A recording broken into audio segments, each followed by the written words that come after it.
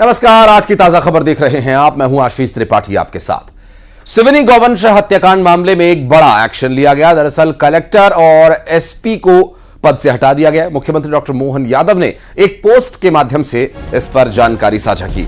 दरअसल संस्कृति जैन सिवनी की नई कलेक्टर नियुक्त कर दी गई हैं। आपको बता दें कि सुनील कुमार मेहता को नया एसपी बनाया गया है। धनौरा धूमा थाना क्षेत्र प्रभारी पर भी गाज गिर सकती है और यहां सीआईडी एडीजी इस पूरे मामले की जांच करेंगे। सीएम ने आरोपियों पर कड़ी कार्रवाई किए जाने की भी बात कही है।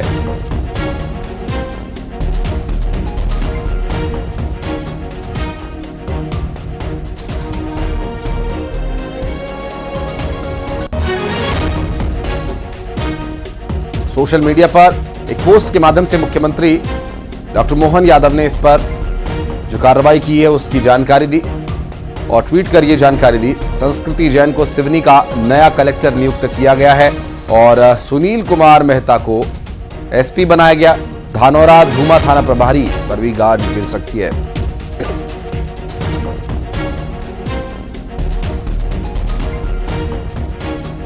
तो गौवंश की हत्या के मामले में बड़ी कार्रवाई और इस पूरी कार्रवाई की जानकारी खुद मुख्यमंत्री डॉक्टर मोहन यादव ने एक पोस्ट के माध्यम से दी और कलेक्टर और एसपी को पद से हटाकर नए कलेक्टर और नए एसपी की नियुक्ति यहां पर की गई है।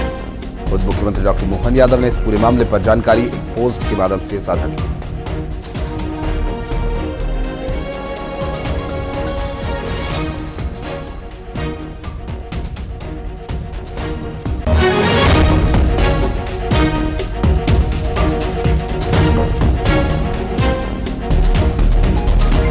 और वासु चौरे हमारे सहयोगी इस वक्त हमारे साथ जुड़ गए, उनसे बात करेंगे। वासु, प्रशासन की तरफ से, सरकार की तरफ से जो एक्शन लिया गया, खुद मुख्यमंत्री ने इस पर जानकारी दी है और अब धूमा धानौरा थाना प्रभारी पर भी कार्रवाई हो सकती है। निश्चित तौर पर देखिए, जिस तरह से सिवनी में नृशंस हत्याकांड का जो मामला पूरा सामने आया है उसको लेकर शासन प्रशासन सख्त है और ये जो पूरा मामला सामने आया गोवंश को लेकर, उसके बाद से ही खुद मुख्यमंत्री डॉक्टर मोहन यादव इस पूरे मामले की मॉनिटरिंग कर रहे हैं और उन्होंने पहले ही दिशा निर्देश दिए थे अधिकारियों को कि जल्द से जल्द इस पूरे मामले में कार्रवाई की जाए, तमाम जो तथ्य हैं उनको खंगाला जाए, एक विस्तृत रिपोर्ट जो है वो पूरे इस मामले की तैयार की जाए कि कब से ये पूरा काम चल रहा था, कौन कौन लोग इसमें लिप्त हैं और जो गोवंश फिर उन्हें कहां पहुंचाया जाता था। इन तमाम मामलों को लेकर जो है सीएम ने जानकारी मांगी थी और पूरे मामले को वो लगातार मॉनिटर भी कर रहे थे और अब एक बड़ा एक्शन वहां पर देखने को मिला है। एसपी और कलेक्टर दोनों को ही पदमुक्त वहां से हटा दिया गया है और इसके साथ ही नए एसपी कलेक्टर जो है वो वहां पर अब तैनात रहेंगे और इस पूरे मामले की आगे जांच करेंगे। इसके साथ ही अन्य जो अधिकारी हैं जिनकी जिम्मेदारी थी वहां पर कि लॉ एंड ऑर्डर की स्थिति बनी रहे, इस तरीके का कोई जघन्य जो अपराध है वो ना हो, उनके ऊपर भी आने वाले समय में गाज गिर सकती है और इसके पीछे की जो मंशा है वो बेहद साफ, बेहद स्पष्ट है कि जो तमाम जिलों के अधिकारी हैं उनको अपने जिले में लॉ एंड ऑर्डर को मजबूती के साथ कायम रखना होगा, लॉ एंड ऑर्डर की स्थिति ना बिगड़े और इस तरीके के जो संगीन मामले हैं, जो बेहद संवेदनशील मामले हैं, जो कहीं ना कहीं लोगों की भावनाओं को आहत करने का काम करते हैं, इस तरीके के केसेस, इस तरीके के मामले सामने ना आए। बहरहाल देखना होगा कि आने वाले समय में इस पूरे मामले में क्या कुछ और कार्रवाई होती है, क्या कुछ कड़ी कार्रवाई, कड़े कदम जो है शासन की ओर से, प्रशासन की ओर से उठाए जाते हैं, कितने और अधिकारियों की जिम्मेदारी इस पूरे मामले में तय होती है। और इसके साथ ही एक महत्वपूर्ण बात यह भी है कि जो आरोपी हैं उनका साथ देने वाले लोग कौन थे, ये रैकेट कहां तक फैला हुआ था, ये भी एक बड़ा सवाल इस पूरे मामले में बना हुआ है। थोड़ा सा इंतजार और करना होगा क्योंकि अब अधिकारी भी बदल गए हैं, तो निश्चित तौर पर यह भी माना जा रहा है कि इस पूरे मामले की जो जांच है वो और भी ज्यादा तेजी से होगी। जी, और थाना प्रभारी पर जो कार्रवाई की बात कही जा रही है वो क्या आज या कल में देखने को मिल सकती है या फिर इस पूरे मामले की जांच जब तक चलेगी तब तक संभावना है कि वो बचे? निश्चित तौर पर देखिए ये बात तय है कि इसमें जो भी अधिकारी लिप्त होंगे, चाहे वो थाना प्रभारी हों या फिर अन्य जो भी अन्य विभाग, संबंधित विभागों के जो अधिकारी हों जिनकी इस पूरे मामले में जिम्मेदारी तय होगी, उनके खिलाफ भी सख्त एक्शन होगा। क्योंकि जब एसपी कलेक्टर को हटाया जा सकता है तो इसके बाद वो तमाम लोग भी कहीं ना कहीं रडार पे होंगे इस समय शासन के, जिनकी वहाँ पे जिम्मेदारी बनती कि इस तरीके की अगर कुछ घटनाक्रम हो रहा है, इस तरीके के हत्याकांड को अंजाम दिया जा रहा है तो उनके पास जानकारी होनी चाहिए। उन्हें रोकना चाहिए था और ये मामला इतना बड़ा विकराल रूप लेने से पहले ही इसको कंट्रोल किया जाना चाहिए था। तो जांच पूरी तरह से चल रही है और आने वाले समय में कुछ और बड़े एक्शन इस पूरे मामले में जरूर देखने को मिलेंगे, क्योंकि पहले ही मध्य प्रदेश की जो सरकार है वो अपनी मंशा साफ कर चुकी है, स्पष्ट कर चुकी है कि अपराधियों के खिलाफ, अपराध के खिलाफ, असामाजिक तत्वों के खिलाफ जीरो टॉलरेंस की नीति से निपटने का काम जो है वो किया जाएगा। तो चाहे अधिकारी कर्मचारियों की बात हो या फिर इस पूरे संवेदनशील घटनाक्रम को अंजाम देने वाले जो लोग हैं, जो आरोपी हैं, उनकी बात हो, इन सब के खिलाफ बड़ा एक्शन जो है वो आने वाले समय में जरूर देखने मिलेगा। जी बहुत शुक्रिया बासु आपका इस पूरे मामले पर जानकारी देने के लिए। आगे डिटेल्स आपसे लेते रहेंगे। और अभी की जो स्थिति है वो कुछ इस तरह से बनी हुई है कि कुछ अधिकारियों पर एक्शन लिया गया और कुछ अधिकारियों पर अभी कार्रवाई की जा सकती है। इस पूरे मामले को लेकर खुद मुख्यमंत्री ने एक पोस्ट के माध्यम से जानकारी दी। बढ़ते आगे आपको बता दें कि राजनांदगांव में आरा मिल को सील कर दिया गया है। डोंगरगढ़ वन विभाग की यह बड़ी कार्रवाई, बड़ी मात्रा में इमारती लकड़ी यहां से जब्त की गई है। एसडीओ और रेंजर ने यह कार्रवाई की है।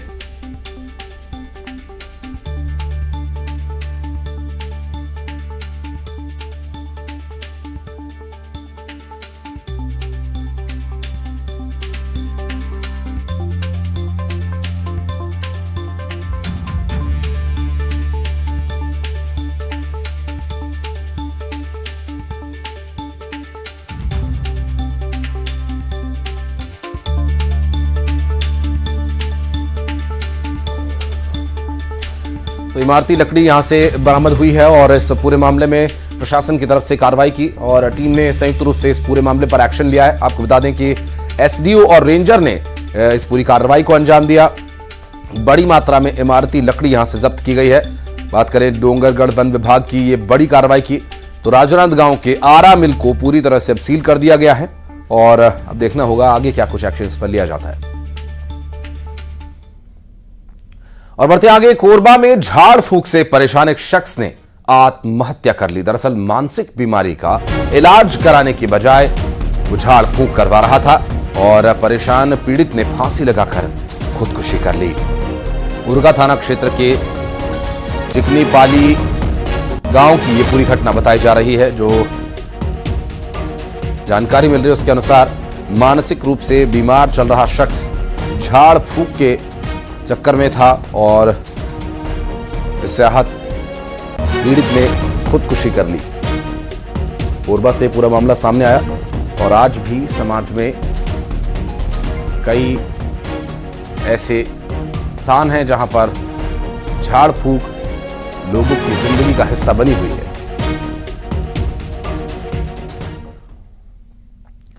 बढ़ते आगे आपको बता दें कि दुर्ग में जोरदार बारिश जारी है। झमाझम बारिश ने शहर को पूरी तरह से तरबतर कर दिया है और ऐसे में लोगों को गर्मी से राहत मिली है। भारी बारिश से जनजीवन हालांकि प्रभावित जरूर हुआ है, लेकिन गर्मी से लोगों को राहत मिली है। झमाझम बारिश ने आम जनजीवन को प्रभावित भी किया। दुर्ग में जोरदार बारिश की कुछ तस्वीरें भी सामने आई हैं और इस बारिश के अभी कुछ और दिन ऐसे ही चलते रहने की संभावना मौसम विभाग ने जताई है। रतलाम में कस्तूरबा नगर में जंगली छिपकली गोयरा को दिखने के बाद लोगों में दहशत है। दरअसल कई घरों के बागीचे में 3 फीट लंबा गोयरा घूमता हुआ नजर आया, जिससे वहां के लोगों में दहशत है। ले रहा हूं। इधर गोयरा को पकड़ने के लिए वन विभाग पूरी तरह से उदासीन है। लोगों ने सोशल मीडिया पर गोयरा की इस वीडियो को पोस्ट किया है और गोयरा को पकड़ने की मांग लगातार की जा रही है। 3 फीट लंबी ये छिपकली लोगों के लिए दहशत का कारण बनी हुई है और ये देखिए काफी बड़ी ये छिपकली है और इसे देख ले रहा हूं। लोगों में दहशत है और कई घरों के ऐसे बागीचों में ये टहलती हुई नजर आई है। लोगों में दहशत है कि अगर ये कहीं घर में घुसी तो लोगों को नुकसान पहुंचा सकती है और वन विभाग की तरफ से इसे पकड़ने के लिए अभी तक कोई प्रयास नहीं किया गया है। मां दंतेश्वरी बस्तर की आराध्य देवी हैं। देश भर से भक्त मां के दर्शन के लिए आते हैं और मंदिर में दान भी करते हैं, लेकिन मंदिर को कितना दान मिला इसका कोई लेखा जोखा नहीं। हाईकोर्ट के आदेश के बाद भी मंदिर की संपत्ति का सत्यापन नहीं हो सका है और इस पर अब सवाल उठ रहे हैं कि आखिर क्यों मंदिर की संपत्ति का सत्यापन नहीं हो पा रहा है।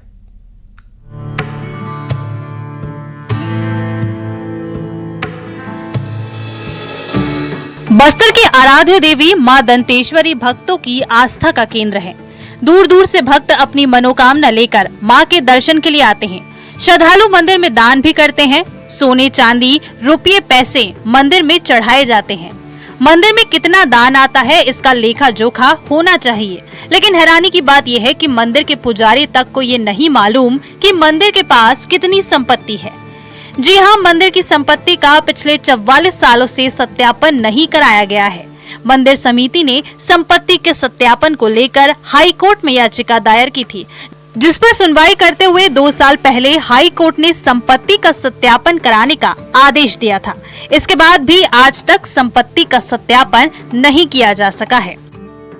यहाँ पे व्यवस्थापक टेम्पल स्टेट ने एक आदेश जारी किया कि बोले आपके पिताजी के पास क्या था, क्या क्या चीज़ है, वो सब विवरण हमको भेजिए। तो हमने कहा भाई मेरे पिताजी के आधिपत्य में एक लकड़ी का पेटी है और उसमें 2 ताला लगा हुआ है, जिसकी चाबी मेरे पास नहीं है। माननीय महोदय अपने समक्ष उस पेटी का ताला तोड़ के उसमें क्या क्या चीज़ है वो सब देख के फिर मेरे को चार्ज में सौंपे।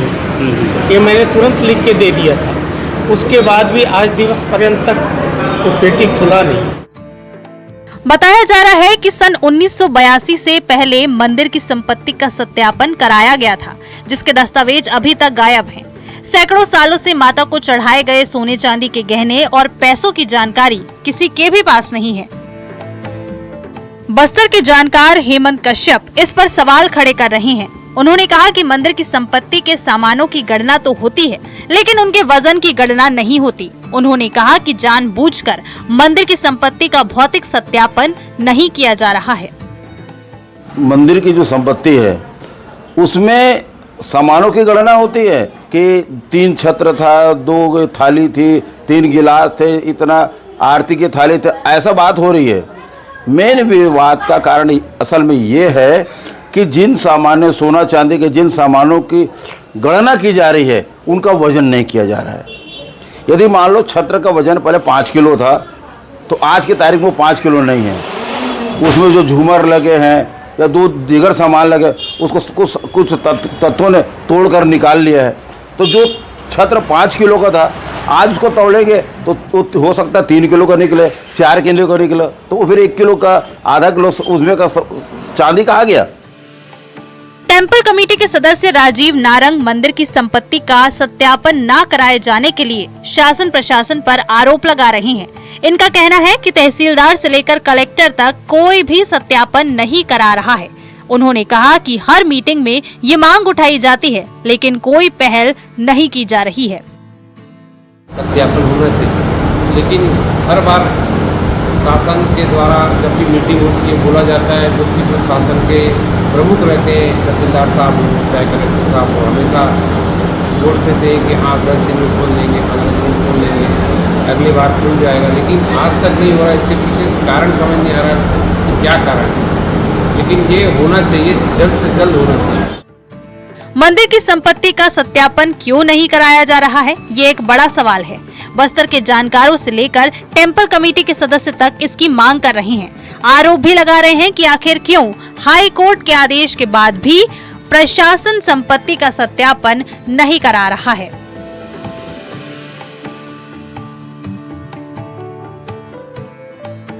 बस्तर से न्यूज़ 18 के लिए श्रीनिवास नायडू के साथ ब्यूरो रिपोर्ट।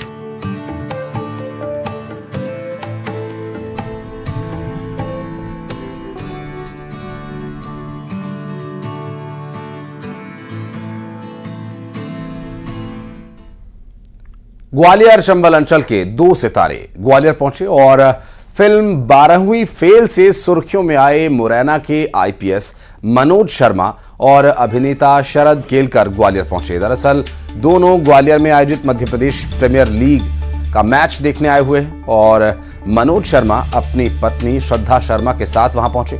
उनके साथ अभिनेता शरद केलकर भी पहुंचे। एयरपोर्ट पर फैंस ने बुके देकर उनका स्वागत किया। ग्वालियर एयरपोर्ट की तस्वीरें हम आपको दिखा रहे हैं, जहां दोनों ही हस्तियां पहुंची तो लोगों ने उनका स्वागत किया। अपनी ज़मीन और बहुत चेंज हो गया है, बहुत खुशी की बात है। इतना सुंदर एयरपोर्ट बनाया है और बहुत कुछ चीज़ें चेंज हुई हैं। मैं 10 साल के बाद आया हूँ तो देखना चाहूँगा क्या क्या और बदला है, लेकिन मुझे पता है कि वो दिल वो भाव सब सेम ही रहेगा जैसे पहले था। कहीं ना कहीं ग्वालियर में इतना बढ़िया एयरपोर्ट देख के बहुत अच्छा लग रहा है। इनफैक्ट एयरपोर्ट इतना सुंदर है कि मतलब मन खुश हो गया है।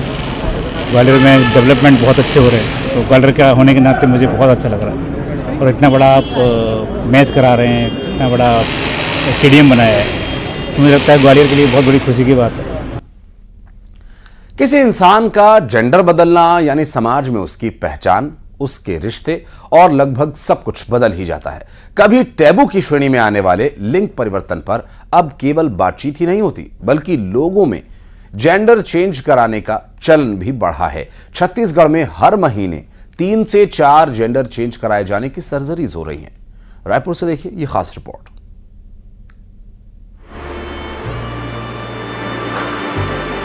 ये हैं विद्या राजपूत, जिन्होंने जन्म तो एक लड़के के तौर पर लिया था, लेकिन अंदर से इन्हें कभी लड़कों जैसी फीलिंग महसूस नहीं हुई। इनके शरीर की ऊपरी बनावट भले ही लड़कों जैसी रही हो, लेकिन भावनाएं और विचार तो लड़कियों के समान ही थे। आखिरकार विद्या राजपूत जेंडर चेंज कराकर एक महिला का जीवन जीते हुए बेहद खुश हैं। जेंडर चेंज पर क्या कहती हैं विद्या, सुनिए। मैं एक ट्रांसजेंडर हूँ और जब मैं छोटी थी तब से मैंने सोचा कि मैं एक लड़की के रूप में ज़िंदगी जीऊँ। और मैं जिस शरीर में पैदा हुई थी, जिस लड़के के शरीर में मैं पैदा हुई थी, तो मैं माइंड से खुद को एक्सेप्ट ही नहीं कर पाई कि मैं एक लड़का हूँ। और मैंने शुरू से ही ये महसूस किया कि मैं एक लड़की हूँ।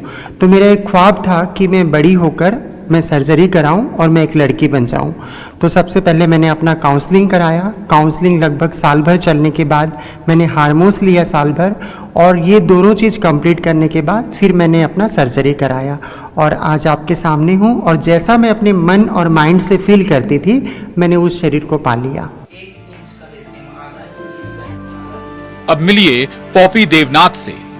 इन्हें देखकर शायद ही आप अंदाजा लगा पाएं कि ये कभी लड़की थी। शरीर लड़की का था, लेकिन मन लड़कों वाला। आखिरकार फैसला ले ही लिया तन और मन दोनों से लड़का बनने का। पॉपी देवनाथ बताते हैं कि जेंडर चेंज कराने पर शरीर का केवल एक हिस्सा ही नहीं बदलता, बल्कि हार्मोन, ब्रेस्ट, कमर का शेप, चेहरे में होठ, आईब्रो, पलक, हेयरलाइन, झुर्रियां सभी चेंज किए जाते हैं। फीमेल टू मेल वाला सर्जरी में जैसे कि रहता है ब्रेस्ट रिमूव रहता है, हिस्ट्रो रिमूव रहता है। हिस्ट्रो मतलब वो ब्रेस्ट मतलब ये है कि मेरे अंदर जो ब्रेस्ट था, जो फीमेल ब्रेस्ट था, उसको मैंने रिमूव किया। और उसके बाद मेरे अंदर हिस्ट्रो है। हिस्ट्रो मतलब बच्चादानी। बच्चादानी में फिलिपियन ट्यूब्स, यूट्रस, ओवरी सब निकलेगा। उसके बाद सबसे बड़ा जो सर्जरी रहता है वो bottom surgery. Bottom surgery India में अभी तक उतना परफेक्ट डॉक्टर नहीं है, और जो भी डॉक्टर है वो अभी तक प्रैक्टिस ही कर रहे हैं। राजधानी रायपुर के मशहूर plastic surgeon doctor Sunil Kalra बताते हैं, पिछले 3 सालों में करीब 100 लोगों ने जेंडर चेंज कराया है, जिनमें 85% लड़के जबकि 15% लड़कियों ने जेंडर चेंज कराया। हाँ, बहुत दूर दूर से लोग आते हैं।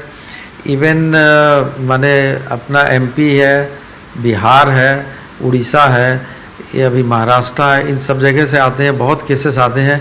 इवन बाहर के भी अभी 2 केसेस हैं, एक मलेशिया का और एक समझ लीजिए नेपाल का, वो भी पाइपलाइन में है, उनको भी मैंने अभी डेट्स दी है। तो बाहर से भी बहुत केसेस आते हैं। हालांकि जेंडर चेंज पर पर्याप्त चर्चाएं हो जाती हैं, लेकिन जेंडर बदलवाने की प्रक्रिया बेहद जटिल कई सर्जरी से होकर गुजरती है, जो खर्चीली भी है। हालांकि इतना बदलाव जरूर आया है कि समाज में ऐसे लोग खुलकर कहते हैं कि हाँ, उन्होंने जेंडर चेंज कराया है। रायपुर से विश्व शुक्ला, न्यूज़ 18, मध्य प्रदेश, छत्तीसगढ़। और टीम इंडिया ने T20 वर्ल्ड कप 2024 में जीत का पंजा लगाया। दरअसल भारत ने शनिवार को बांग्लादेश के खिलाफ 50 रन से धमाकेदार जीत हासिल की और भारत ने 197 रन का टारगेट रखा। जवाब में बांग्लादेश की टीम 8 विकेट गंवाकर 146 रन ही जुटा सकी। बांग्लादेश के लिए सर्वाधिक रन कप्तान नजमुल हुसैन सातो ने 32 गेंदों में 40 रन बनाए। भारत की ओर से हार्दिक पांड्या ने हरफन मौला प्रदर्शन किया और 27 गेंदों में शानदार 50 रन की पारी खेली और तूफानी अर्धशतकीय पारी की वजह से एक बड़ा लक्ष्य यहां पर रखा गया था।